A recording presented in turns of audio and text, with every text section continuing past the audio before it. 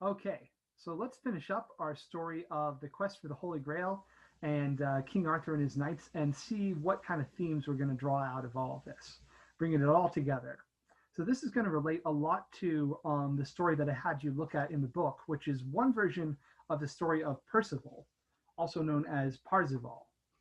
So Percival, as a knight, is very innocent, and he grows up very separate from society. His story is basically that once upon a time he was a young man being raised by his mother. She was trying to keep him away from knights and from the world. But one day, a bunch of knights came along, and he asked who they were. And he, being very naive, thought maybe they were demons or maybe they were angels because they made such a tremendous noise. But finally, he learned what knights were, and that these were the knights of King Arthur going on their holy quests. And so he wanted to join in. And so he left his mother, and despite her protestations that he should not leave her and he should not become a knight, because if he did, she would have to grieve for him, because uh, because he would because basically he would be risking his life. He would have to go through all these torments, and so he would have to lose out, or he would have to risk a lot to become a knight. But he ended up doing it anyway, even though his mother didn't want him to. So he left he left his mother's home, but he was still very naive. He still had a lot to learn about the job of being a knight, and a lot of this is comedic. Like, he doesn't know what armory is and stuff like that. But in a way, he has this innocence about him that is very powerful. Because he doesn't know about society, he doesn't get seduced by young women, and he resists the temptations of women that affect him along the way. This painting here is of this woman, young woman trying to seduce him. She's actually a demon in disguise, and he is just completely shutting her down. He is just doesn't even seem to know that she's there. He's too focused on this might be the Holy Grail that he has in his hands here, and his own sword. So that's a sign of kind of who Percival is as a person. But Percival, he kind of stumbles. He stumbles completely spontaneously and without really intending it onto the castle of the Fisher King, who guards the Holy Grail. All these knights have been questing for the Holy Grail, and he just basically trips over it, but he doesn't really understand what it's doing. So he's joined the knights at Camelot, and he's gone off to be a knight on his own and to do quests and things. But he accidentally ends up finding the Holy Grail that all of them have been looking for this whole time. And so he's in this castle, and this king is, treating him to dinner through all of this food that is just sort of spontaneously arising. And for this author, Chrétien de Troyes, the Grail is a serving plate, is the dish that's bringing out all this magically wonderful food to Percival. And Percival is marveling all this, but he doesn't really get what's going on. And and he meets the king. He meets this old man, the Fisher King, who is wounded, and he realizes that the king looks very ill and sick, and seems to be wounded.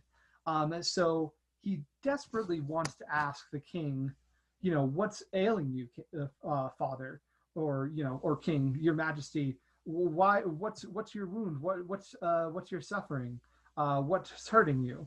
But he doesn't, because what he learned from the knights at Camelot was that a knight should not ask questions. A knight should only just do what he's told. So he doesn't ask questions, and then he leaves. He leaves the castle, and he's like, "Well, that was an interesting encounter." And then he meets this woman, and this woman tells him, "You should be called Percival the Wretched, because you are so unfortunate. Because that was the Grail King whose castle you were at, and if you had asked him what was ailing him, that would have healed him. For all these years, he's been waiting for somebody to ask. He's been waiting for somebody to heal him like that. But you didn't. And you would have achieved the Holy Grail if you'd done that.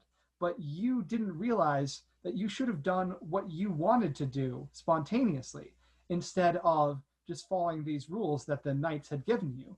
And he's like, oh, I am Percival the Wretched.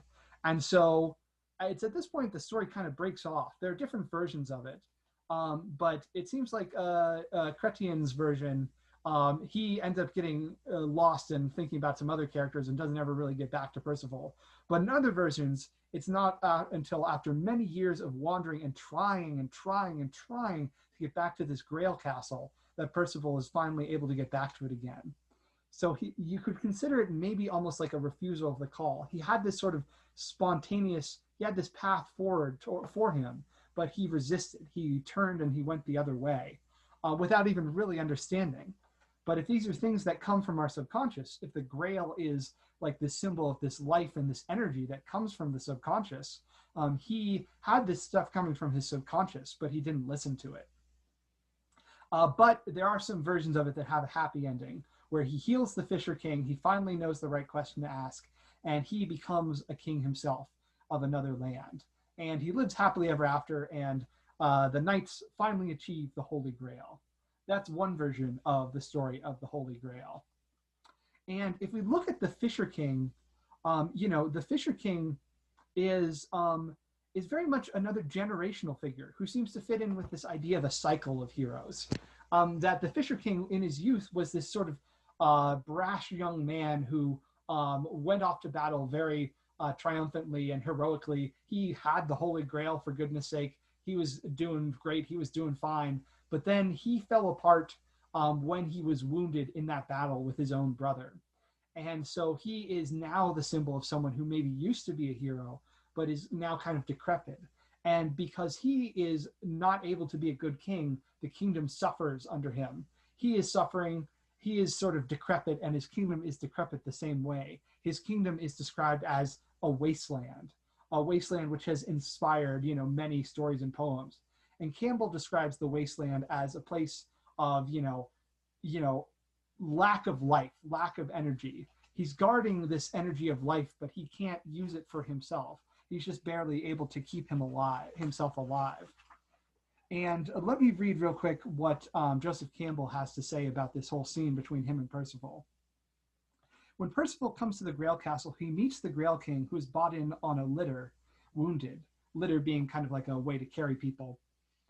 Kept alive simply by the presence of the Grail. Percival's compassion moves him to ask, "What ails you, uncle?"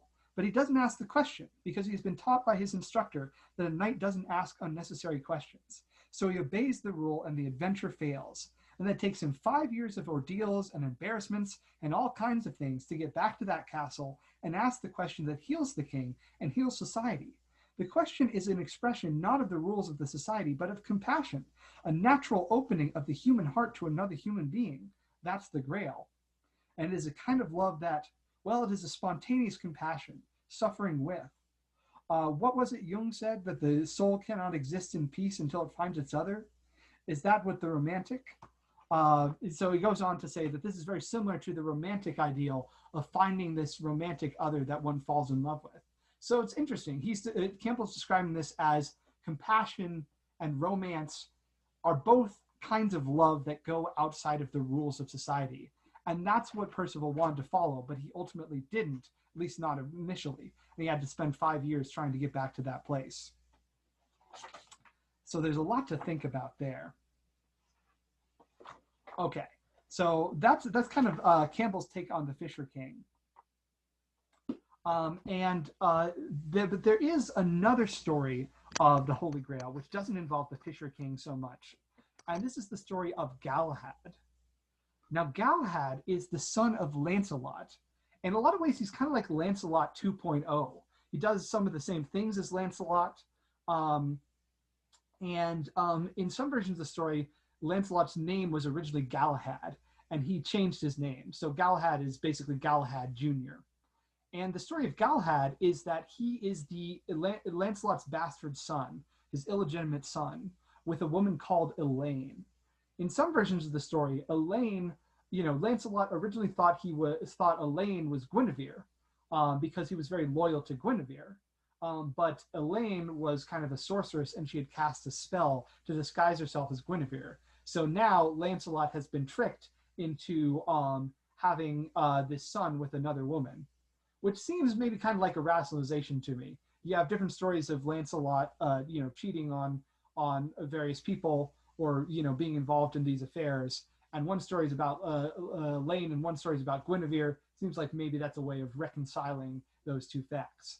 But it seems like Lancelot's story always revolved around him committing some sort of sexual sin, this falling to temptation. And what comes out of that temptation is this son. But Galahad appears relatively late in the history of King Arthur, in the history of telling King Arthur stories.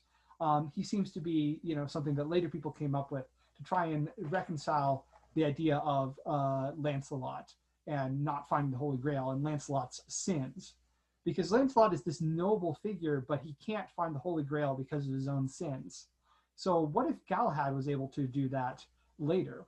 So Galahad, again, is raised by his aunt. Like Percival, he grows up naive and innocent, but eventually some knights come along and he meets the knights, and that's basically his call to adventure. And so he goes with the knights. They help him cross the threshold to Camelot. And when he gets to Camelot, he takes this chair, which is this very special chair. The Knights of Camelot always left one chair open, which they called the perilous seat, which meant that the person who sat in that chair would have to go on the riskiest quests and go on the greatest, deal with the greatest dangers. That, in one version of the story, is how you know that Galahad is this special person who's going to be able to achieve the Holy Grail. In other versions of the story, he does what King Arthur did, and he draws a sword from a stone. He basically just reenacts that whole thing. He's prophesized in some way. And unlike a lot of the rest of these characters, Galahad is innocent and noble enough to not fall apart at the end of the story. He ends up succeeding in finding the Grail where his father could not. So he's like Lancelot, but without that sort of crucial flaw, that crucial sin. So both Percival and Galahad fit that pattern of this kind of nobility of spirit that lets them achieve the Holy Grail. And Campbell really puts an emphasis on the Grail as this spontaneous thing, this sort of pure energy, this pure love that isn't affected by society. And both of these boys grow up separate from society and come back to it with this innocence that makes them able to achieve the Grail. That seems to be one of the big ideas here. And so it seems like in the Arthurian tradition, heroes are, sorry, my train of thought's blanking out. Heroes are not true heroes most of the time. Heroes are all very flawed, except for those who are able to get outside of society well enough to have that spontaneity, that kind of free love, free spirit that can allow them to achieve this elixir, this holy thing. So that would be how these stories fit into this idea of the hero's journey. And there are a few other elements that fit into the idea of the hero's journey as well. For instance, the emphasis on the knights all doing quests on their own. They all have different stories associated with them, and I haven't been able to get in on all of them. But one is trying to slay this beast, and others, are going to certain far-off lands and having battles with these certain far-off forces. And so they all have their own individual stories, which is probably a result of different myths being put together. But in a lot of the versions of the King Arthur story, it's said that there's something noble about their individual actions. In one of the versions of the story, and I'm going to quote from Campbell one more time here, there's a wonderful image in King Arthur where the Knights of the Round Table are about to enter the search for the Grail in the dark forest. They go into the forest, and it's at that point they meet a crossroads. And the narrator says, they thought it would be a disgrace to go forth in a group, so each entered the forest at a separate point of his choice. You've interpreted that to express the emphasis on the unique phenomenon of a single human life, the individual confronting darkness. And Campbell goes on to say, what struck me when I read that in the 13th century Quest del Saint Grail was that it epitomizes a spiritual aim and ideal, which is of living the life that is the potential in you and was never in anyone else as a possibility. Each of us is a completely unique creature, And if we are ever to give any gift to the world, it will have to come out of our own experience and fulfillment of our own potentialities, not someone else's. So there's this real idea of the importance of the individual in the stories of King Arthur and the Holy Grail. That the individuals go on these quests and they have this sort of spontaneous nature, those of them who are actually able to achieve the Holy Grail. And the calls to adventure are frequently that spontaneous nature coming forth.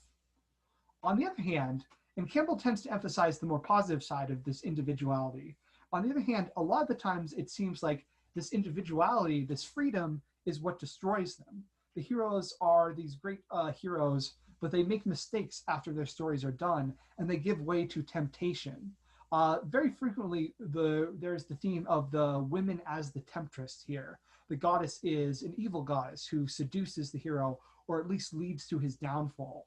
So sometimes we see individuality as being good, sometimes we see individuality as being bad.